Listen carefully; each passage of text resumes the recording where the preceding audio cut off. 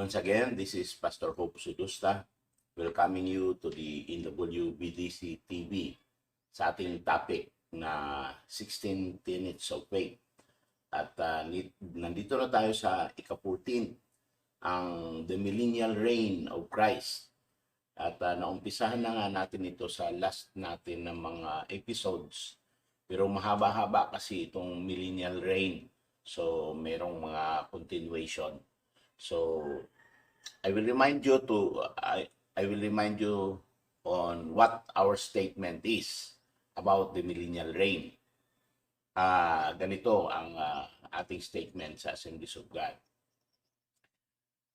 The millennial reign of Christ, the second coming of Christ includes the rapture of the saints, which is our blessed hope, followed by the visible return of Christ with the saints to reign on earth for 1,000 years.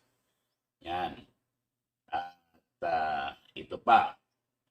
The millennial reign will bring the salvation of national Israel and the establishment of universal peace. So yan ang ating mga statement patungkol sa millennial reign.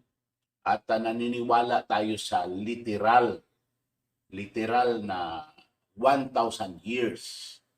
Hindi yung pagkagaya ng iba, ang paniniwala nila ay allegorical lang o metaphorical lang itong 1,000 years, or it is just a figurative na language, 1,000 years. Hindi ito totoong 1,000 years. Yung iba nga naniniwala na nandito na daw tayo sa 1,000 years na millennial reign ni Jesus. So, hindi ko alam kung paano nila na sabing ganyan. But we are believing on the literal na 1,000 years na pag-reign ni Jesus sa earth. So, let us begin.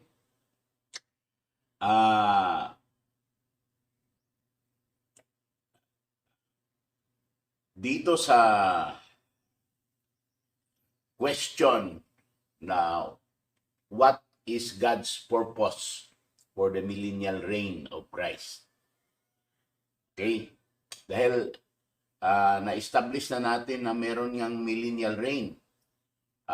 The prophets declare His millennial reign. Tinignan natin yan sa Old Testament, sa Zechariah, sa Revelation, sa iba pang mga scripture references sa Old and New Testament. So, naniniwala talaga tayo na merong millennial reign. Pagkatapos, ang question niya ay, what is the purpose for the millennial reign of Christ? Okay. The purpose of the millennial reign will be to establish the physical rule of Jesus Christ in the earth.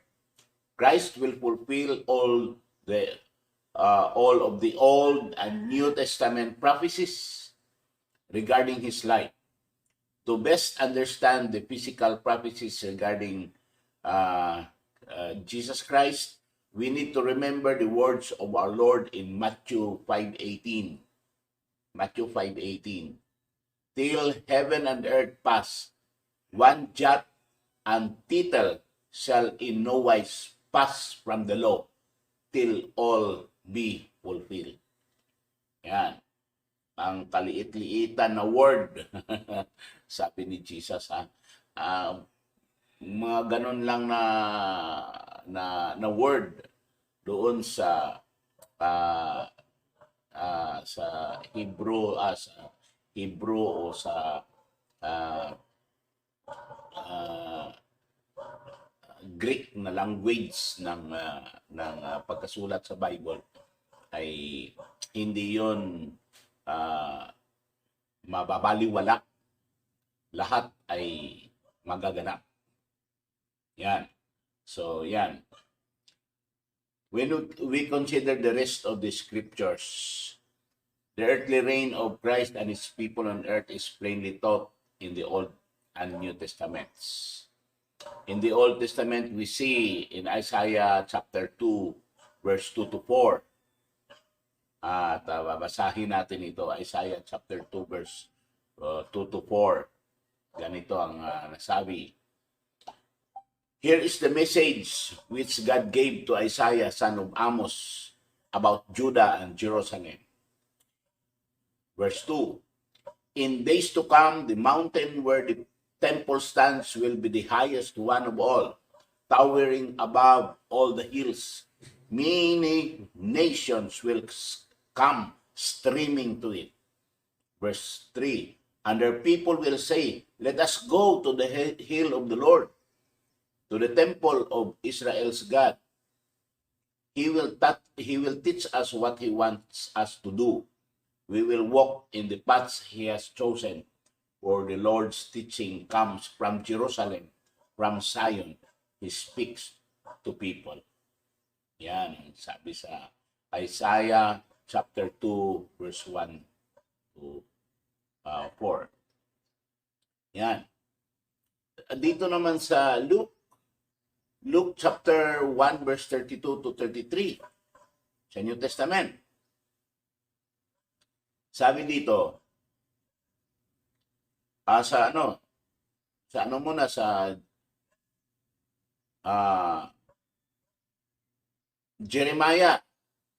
Jeremiah muna. Dagdagan natin yung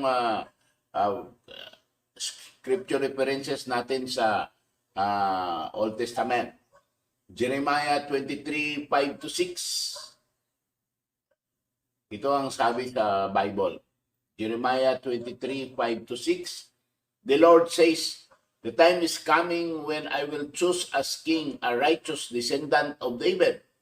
That king will rule wisely and do what is right and just throughout the land. When he is king, the people of Judah will be saved, and the people of Israel will live in peace. He will be called the Lord our salvation. So, hindi pa nagaganap yan, pero magaganap talaga yan. So, yan. So, punta tayo sa New Testament. Sa Luke chapter 1, verse 32 and 33, ganito ang sabi sa scripture. Luke chapter 1, verse 32 and 33, he will be great and will be called the Son of the Most High God. The Lord God will make him a king as his ancestor David was. And he will be the king of the descendants of Jacob forever.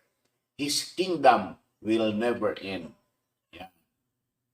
So, nakita natin yan. The earthly reign of Christ. Yan. So, sa Old Testament at New Testament ay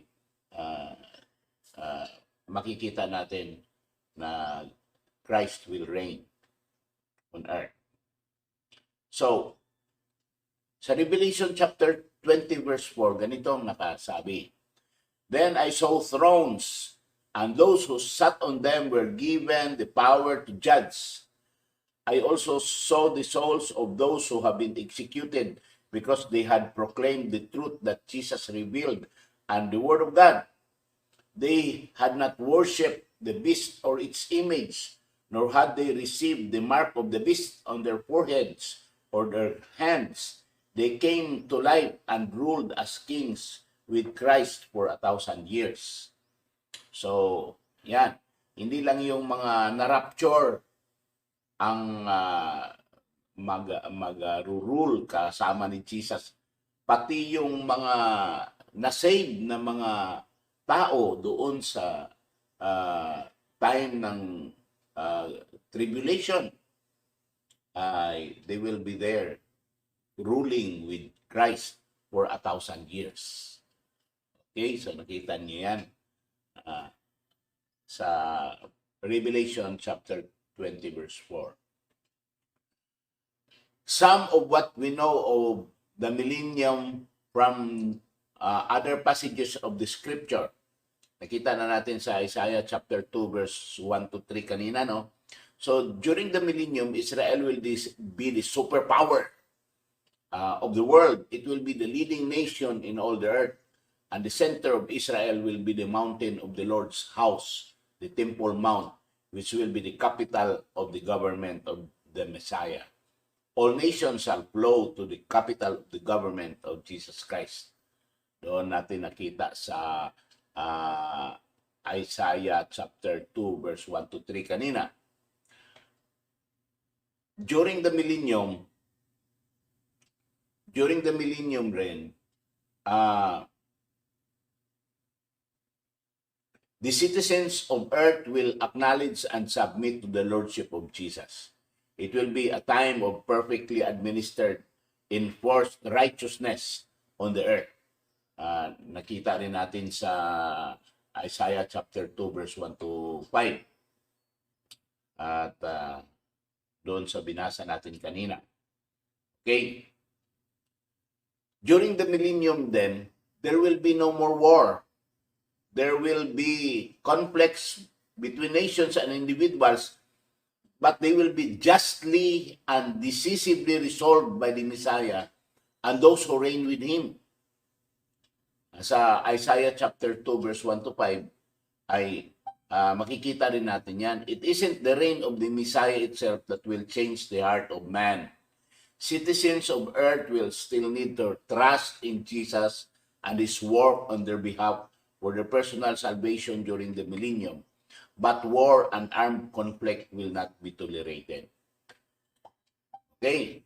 During the millennium then, the way animals relate to each other and to humans will be transformed. Sabi sa Bible, kaya mamaya ating i-quote yan. A child will be safe and able to lead a wolf or a leopard or a young lion or a bear. Even the danger of predators like cobras and vipers will be gone. Okay. And dito sa Isaiah chapter 11 verse 6 to 9. Maganda ito. Isaiah chapter 11 verse 6 to 9. Listen to this. Wolves and sheep will live together in peace. Hindi pa nagaganap yan ngayon, pero gusto kong makita ang kaganapan yan. Wolves and sheep will live together in peace. And leopards will lie down with young goats. Calves and lion cubs will feed together. Wow. And little children will take care of them.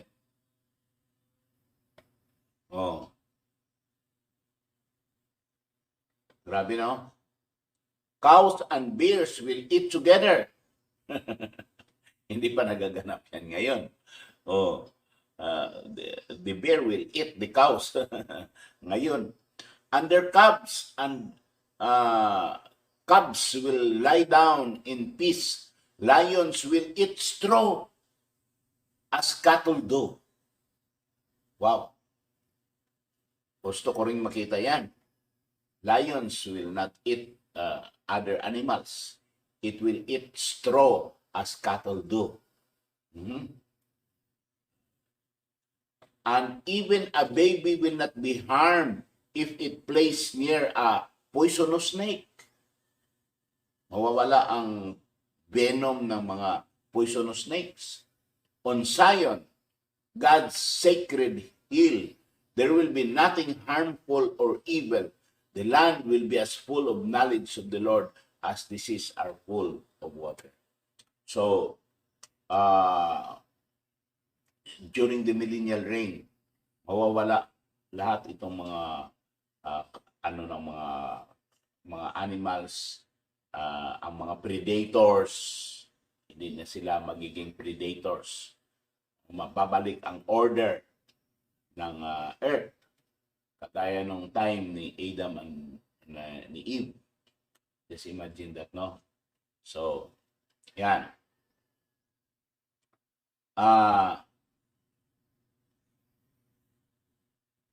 During the millennium, ito ay time ng purity and devotion. The millennium is a time of purity and devotion to God. Sa Sikaraya chapter 13 verse 9. Ganito ang nakalagay sa Sikaraya chapter 13 verse 9. And I will test the third that survives and will purify them as silver is purified by fire. I will test them as gold is tested. Then they will pray to me, and I will answer them. I will tell them that they are my people, and they will confess that I am their God. Sabi no, purity.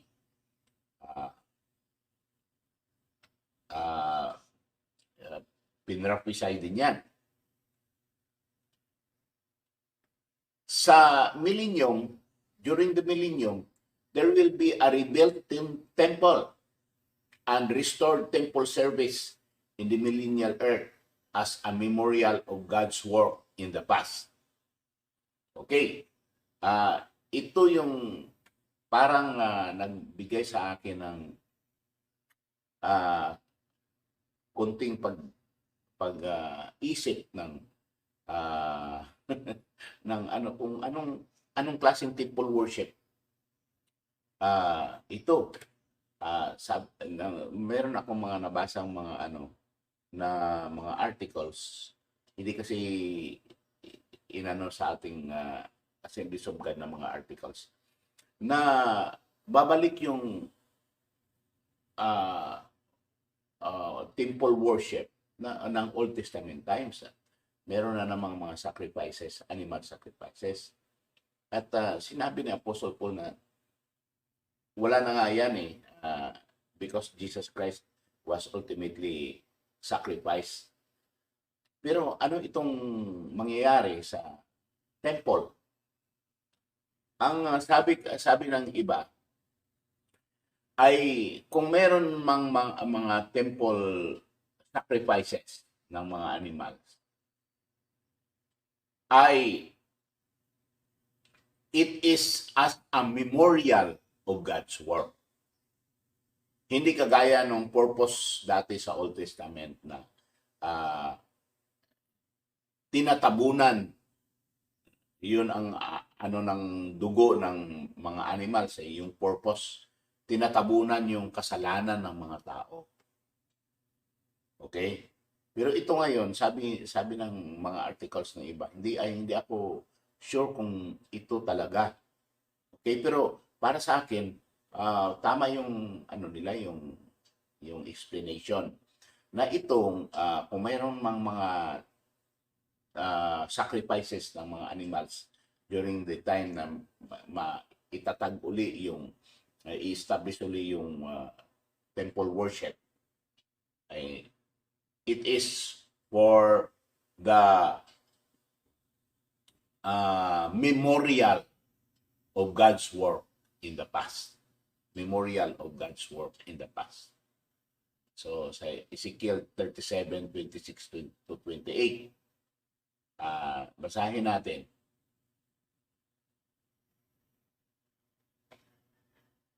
Ganito nakalagay. Then I will live with them. I will be their God, and they will be my people. When I place my temple there to be among them forever, then the nations will know that I, the Lord, have chosen Israel to be my own people. Yan. So, may temple talaga. So, ano yan pinropisay sa Ezekiel at sinabi ng Panginoon, ipinakita kay Ezekiel yung mga measurement ng temple. So, yan. Okay, so we will not give much time to that. Hindi natin, siguro sa isang episode, we will talk about that at length. Okay, so magkakala pa ako ng mga ibang mga materials patungkol dyan sa temple worship. So, okay, so millennial reign lang kasi yung pinag-uusapan natin ngayon. Okay, so ano pa? During the millennium, saints in the resurrected state will be given responsibility or positions of authority in the millennial earth according to their faithful service. Diba? Sa Luke 19:11 to 27, mahaba-haba yan na na reference, pero makikita natin diyan itong parable of the minas. Di ba? At alam natin yung parable na yan. Pero I will just point out to you this thing. Doon sa verse 11 kasi ng Luke chapter 19, sabi dito, while the people were listening to this, Jesus continued and told them a parable. And he was now almost at Jerusalem, and they supposed that the kingdom of God was just about to appear. Sa verse 11, ganito ang nagsabi, well done, sabi ni Jesus. He said, you are a good servant. Since you were faithful in small matters, I will put you in charge of 10 cities. Put you in charge of 10 cities. At sa verse 19 din, sinabi ni Jesus sa parable niya, to this one, he said, you will be in charge of 5 cities. So ang lesson dyan ay ang faithfulness natin sa pinapagawa ng Panginoon sa atin sa time natin ngayon ay malaki ang impact doon sa time na nandoon na tayo sa millennial reign. Yung kung paano nire-reward tayo ng Panginoon based kung paano natin minanage yung buhay natin, yung mga resources na ipinagkaloob sa atin ng Panginoon dito sa lupa, yung ministry natin, ang buong buhay natin, yung mga bagay na yan. Kaya nga, kailangan nating ayusin yung gawain natin sa Panginoon dahil meron tayong reward doon sa at mga position of authority na binibigay ng Panginoon sa kanyang mga alagad doon sa time ng millennial reign. Amen. Thank you, Lord. So, yan. At sa Revelation 20, verse 4 to 6. Revelation 20, verse 4 to 6.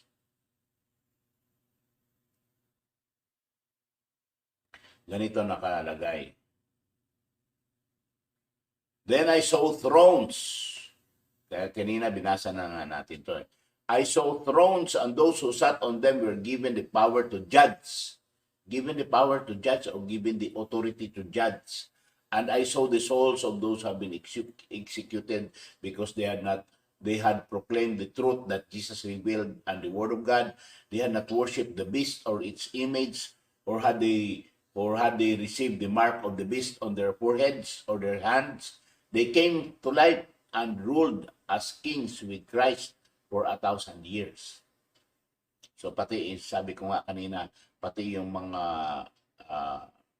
mga believers na pinatay dahil sa kanilang pananampalataya at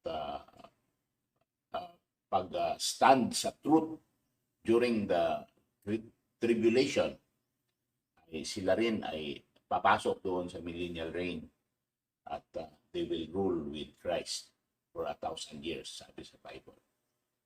So yan. At sana ay maka-encourage sa atin ito na seryosuhin yung mga gawain natin sa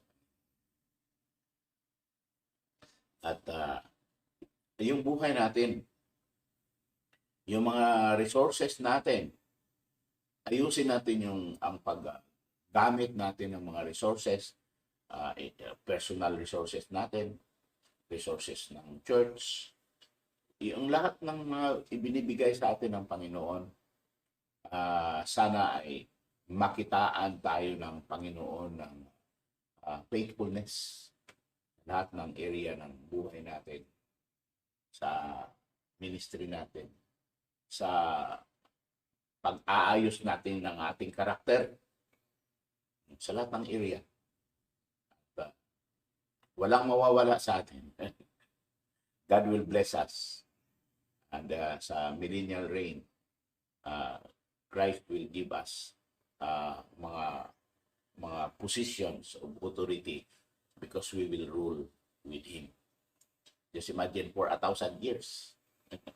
Dito sa sanlibutan, matagal na yung 80 years na pamumuhay natin dito. Pero doon, we will rule with Him for 1,000 years. So, maraming salamat. At may this episode bless you. Hallelujah. Thank you, Lord.